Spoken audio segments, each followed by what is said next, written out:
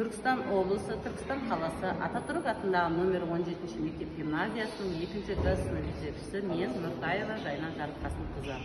Түркістан қаласының адами әлеуметтік дамыту бөлімінің ұйымдастыруымен тәрбие ісінің үздіктері байқауының қатысушысымын. Өзімнің шығармашылық және кәсіби дамыту жетілдіру мақсатында тәрбие жұмыстарының жаңалықтары және ата-аналарды жаңа форматтағы жұмыс түрлерінің тиімділігімен ұсынамын. Әр дүйсенбі күні мектебімізде мемлекетіміздің гимнімен сабақтар басталады.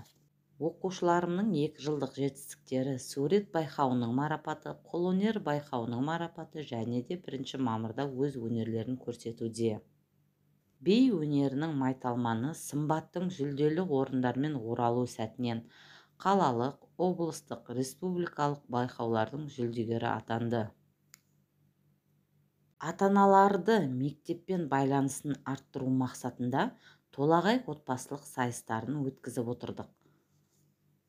Оқушылардың оқуға белсендіру мақсатында саяхаттарға көптеп алып шықтық. Керуен сарайға, Ұлы Дала елі музейіне апарып, халқымыздың, ұлтымыздың салт дәстүрімізді білуге үлкен үлесімді қостым деп ойлаймын.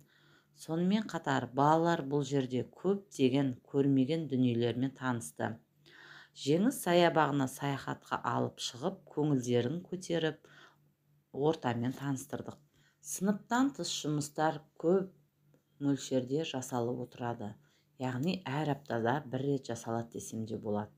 Бұл тәрбие жұмысымен қоса отырып, оқушылардың ойлау қабілеттерін арттыруға деген үлес. Яғни балалар жан-жақты дамиды.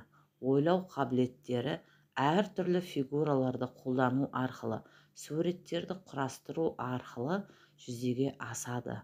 Балалар өздері жасаған жұмысты өздері түсіндіріп, өздері айтып отырады. Балдар белсене жұмыс жасап, топпен, жұппен жұмыс жасауды үйренді. Оқушылар жан-жануарлардың бейнесі арқылы танымдық қабілеттері артты. Анашым, 8 наурыз құтты болсын, аманат тілеймін.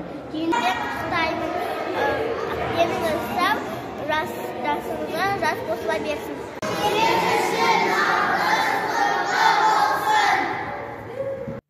Наурыз мерекесінің қарсаңында ата-аналардың көмегімен бесікке салу салт дәстүрін сахналық көрініс ретінде көрсеттік. Наурыз тойын тойлауда ата-аналарды өз үлесін қосып, әр түрлі дәмдерін дайындап әкеліп, далаға стол жасап көрсетті. Сүйікті қалама +1 ағаш эстафетасын мектепшілік жасап, ата-аналарға өзім жолдаған болатынмын.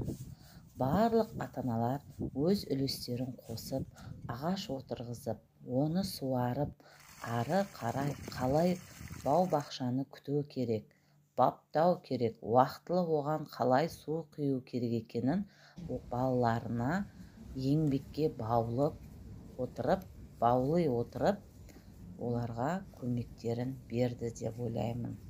Яғни бұл тәрбиелік мәні өте зор, еңбекқорлық, шыдамдылық, ата-ананың балаға деген, баланың анаға деген көмегі деп есептеймін. Оқуда озат болсаң, кинотеатрға апарамын деген мотивацияның арқасында 3 екпінді оқушым үздіктің қатарына ілінді. Сол үздік оқушыларымды өз уәдемде тұрып кинотеатрға мультфильм көруге апардым. Үлгі боларлық ата-ана мен оқушым өте көп болсын деп тілеймін.